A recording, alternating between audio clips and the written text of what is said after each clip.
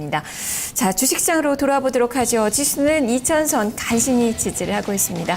외국인 투자가들의 매수대, 기관 투자가들의 매도가 지금 맞붙은 그 양상이 나타나고 있는데요. 다만 기관 쪽에서의 매물 확대가 조금 더 강해지면서 지금 지수는 2001선 정도에서 움직임이 기록이 되고 있는 그 상황입니다.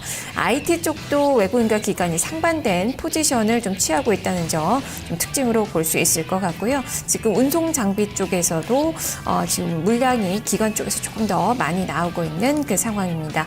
자, 종목으로 본다면 지금 현대차, 현대모비스의 하락폭이 좀 크게 나타나고 있는 그 가운데 지수가 지금 2002포인트 선을 기록을 하고 있는데요. 변화 상황들, 특징적인 점들 먼저 점검을 해보도록 하겠습니다. 김경영 연구원님. 네, 전반적으로 지수 자체는 2002선에서 전형적인 변동성 양상을 좀 보이고 있는 것 같습니다. 큰 움직임은 좀 없는 것으로 보이고 수급만 좀 대치 양상을 좀 보이고 있는 것 같고, 지금 전반적으로 이 자동차 섹터 오늘 현대차가 1.46% 좀 하락권을 좀 기록하고 있고, 기아차 같은 경우도 0.68% 정도 하락을 하고 있습니다. 지금 창구를 보면 외국인의 물량은 아직 출회가 안 된 것으로 보이고, 외국인이 지금 지수 자체를 좀 사 나가고 있는 측면에서 이 기관들의 매물 부담만 좀 있는 측면에서 이 기관 쪽에서 매물이 좀 나오고 있다, 좀 이렇게 보셔야 되겠고, 지금 현대모비스도 그동안 좀 많이 올랐습니다.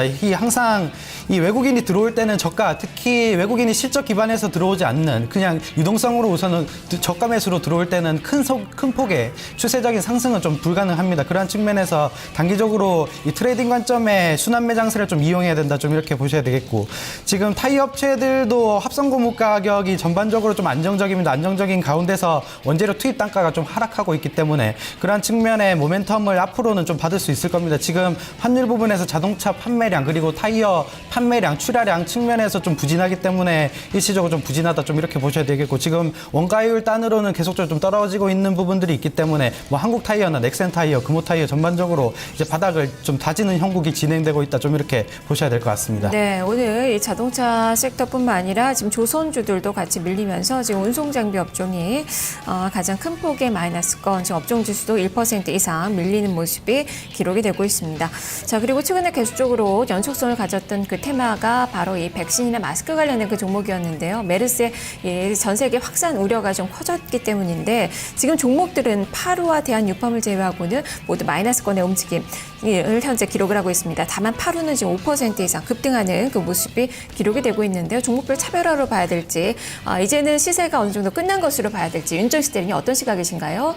네, 사실 백신주 관련주들은 매매를 하기도, 그리고 코멘트를 하기도 좀 쉽지는 않습니다. 왜냐하면 변동성이 좀 너무 크기 때문인데요. 대한유펌 같은 경우도 전일 같은 경우 10% 올랐다가 종가에는 2% 정도로 끝났는데, 그렇기 때문에 이건 좀 단기적으로 보셨으면 좋겠고요. 그리고 종목별로도 이제는 다 같이 올라가지 않는 경우들이 좀 많기 때문에 종목별 차별화가 있고, 그렇기 때문에 비중을 좀 축소해서 보셨으면 좋겠습니다. 거래소 쪽에서 한 가지 좀 특징적인 종목이 하나 있는데요. KCC 같은 경우 좀 하나 말씀드리고 싶습니다. 지금 삼성그룹주 지배구조가 좀 개편 중인데, 그 부분에 있어서 수혜를 받을 것으로 보면서 금일 좀 세게 오르고 있는데요. 에버랜드 지분을 많이 가지고 있습니다. 삼성그룹이 대편이 된다면 에버랜드 지주사에 대한 그런 시나리오가 가장 좀 유력하게 나오고 있는데, 그 부분에 있어서 굉장히 좀 수혜를 받을 수 있는 그런 부분입니다. 지분을 꽤 가지고 있기 때문에 그런 부분에 있어서, 그리고 KCC 같은 경우 실적도 좀 잘 나오고 있는 그런 기업입니다. 그런 부분들까지 좀 묶어서 좀 긍정적으로 좀 판단을 하고 있습니다. 네, 자, 그리고 이 LG생활건강의 일본 자회사 흡수합병 소식이 좀 전해졌는데요. 주가는 지금 한 0.4%가량 올라서고 있습니다. 이 종목은 M&A 관련돼서 최근에 계속 이슈가 좀 되고 있는 그 상황인데, 자, 김경원 연구원이 매수가 좀 가능하겠습니까? 네, LG생활건강은 지금 아모레퍼시픽과 좀 비교해보면 이 생활용품 관련해서 실적이 성장하는 기업은 아닙니다. 지금 M&A를 통해서 성장하는 기업이기 때문에 단기적인 실적 모멘텀으로는 좀 올라갈 수 없다, 좀 이렇게 보셔야 되겠고, 지금 일본 자회사 이제 긴자 스테파니와 이제 RMV를 좀 흡수 합병을 한다고 합니다. 지금 시너지, 건강기능식품 쪽에서 시너지를 좀 확대시키기 위해서 이러한 부분들을 합병을 좀 진행을 하고 있고, 전반적으로 LG생활건강의 좀 역사적인 트렌드를 좀 살펴보면 M&A를 통해서 이제 외형을 좀 키워가는 업체이기 때문에 그런 부분들의 가시화는 좀 중장기적인 모멘텀이 좀 될 수 있습니다. 그런 측면에서 좀 중장기적인 접근은 충분히 가능하다. 하지만 단기적인 매매를 하시는 분이나 아무래도 그러한 부분들은 아무래도 좀 지루한, 사이즈도 워낙 큰 기업이기 때문에 좀 지루한 장세가 좀 이어질 것 같습니다. 그런 측면에서 기관 쪽에서 지금 밑에 단계에서 지금 받아가고 있는 매물들은 있기 때문에 그런 측면 안정적인 뭐 매매는 충분히 하실 수 있다. 좀 이렇게 설명을 드리도록 하겠습니다. 네, 이 밖에 어제 이어서 웅진홀딩스가 지금 1분기 실적 호주의 주가가 6% 이상 급등이 나오고 있다는 점 참고해 보시면 좋겠습니다. 자, 그러면 오늘 장에서 어떤 종목군들을 공략을 해봐야 될까요? 윤정수 대리님 어느 쪽을 보십니까? 네, 저 낙폭과대 대형주 뭐 계속 보고 있습니다. 사실 이유가 좀 분명한 이유가 최근 뭐 기관들 쪽에서 자금이 매우 부족한 상황이고 뭐 펀드 쪽에서 유입이 며칠이 됐었긴 하지만 그래도 자금은 굉장히 좀 부족한 상황입니다. 종목별로도 차별화가 좀 심하기 때문에 특정 종목들로 수익을 좀 극대화하는 그런 전략이 필요한 상황입니다.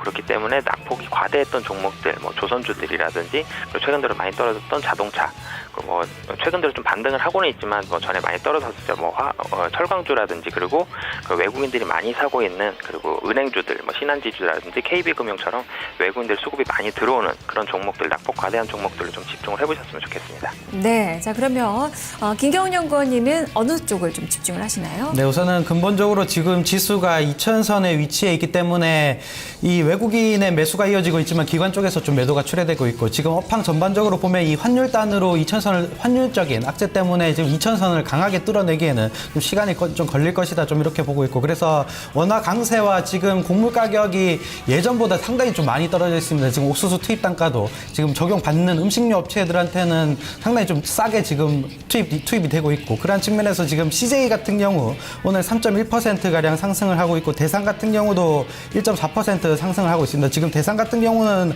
오히려 고점을 좀 높이는 그러니까 시장이 빠질 때도 빠지지 않고 오히려 시장이 오를 때 좀 많이 오르는 이런 측면에 전반적인 기술적인 패턴이 있기 때문에 실적도 양호하고 그리고 원가율단으로도 계속적으로 좀 하락하고 있는 부분들 분명히 체크를 하셔야 되겠다. 좀 이렇게 설명을 드리도록 하겠습니다. 네, 오늘 오뚜기도 상승세, 농심도 오르고 있고 CJ도 지금 2.7%가량 오름세가 기록이 되고 있고요. 롯데쇼핑도 지금 2% 이상 오르고 있어서 내수 섹터 좀 움직임이 괜찮다는 점 좀 특징으로 볼 수 있을 것 같습니다. 자, 그러면 오늘 장 포인트 다시 한번 점검을 해보도록 하죠. 윤정수 대리님 시각 그대로 유지를 하십니까? 네, 뭐 그대로 뭐 시장 자체가 금일은 뭐 외국인들 매수 그리고 기관 매도 이런 식으로 좀 끝날 가능성이 높습니다.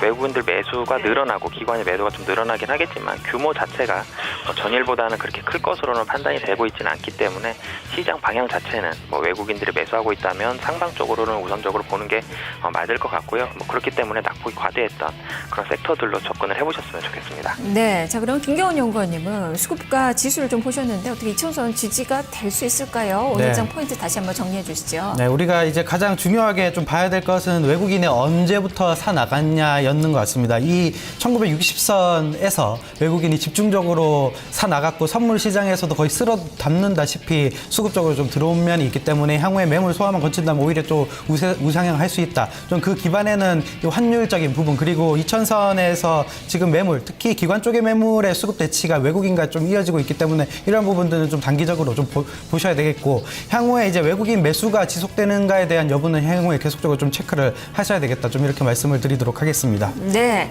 자 지금 시장은 9포인트가량 마이너스권 딱 2000선 부근에서의 움직임이 기록이 되고 있습니다.